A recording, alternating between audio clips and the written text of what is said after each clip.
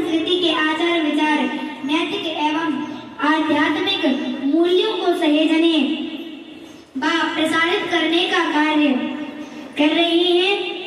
आज बच्चे पढ़ जाते हैं, उच्च शिक्षित होकर उच्च पद पर पहुंच जाते हैं, माता पिता का मान सम्मान नहीं करते, देश के प्रति कोई प्रेम समर्पण नहीं करते और कई आपराधिक गतिविधियों में पकड़े जाते हैं। माता पिता समाज को कलंकित कर देते हैं, आत्महत्या करते हैं। ऐसे संस्कार विहीन शिक्षा का क्या महत्व रह जाता है। तो भागवत जी में भी बताया गया है कि भगवान से बड़े हैं माता पिता। जितना आप भगवान कहते हैं मेरी पूजा करो या ना करो, लेकिन माता पिता की सेवा करो तो मैं आपको अपने आप मिल जाऊंगा। तो उधर बताते हैं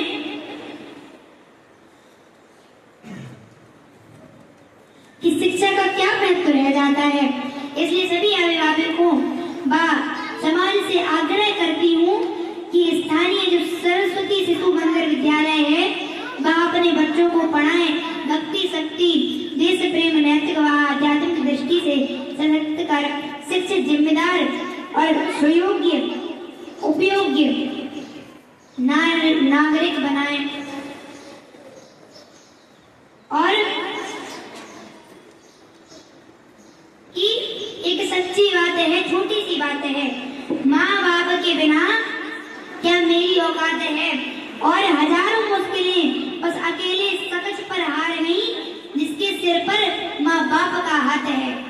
इसलिए माता पिता की सेवा हमेशा करो, क्योंकि आजकल के जो बच्चे हैं क्या करते हैं, अगर पिताजी ने जैसे मैया धुंधकारी था तो उसे इतना बड़ा पाप क्यों लगा था, वो महाप्रेत क्यों बना था, क्योंकि उसने अपनी माता को मार डाला था, अपनी माता की मृत्यु करी थी और अपने पिता का अपमान किया था, सम्मान नहीं किया था। इसलिए आज सभी मिलकर कहेंगे मैं उस पिता की, साथ में बोलो, मैं उस पिता की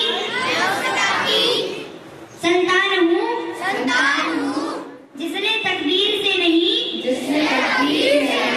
मेहनत से जीतना सिखाया है,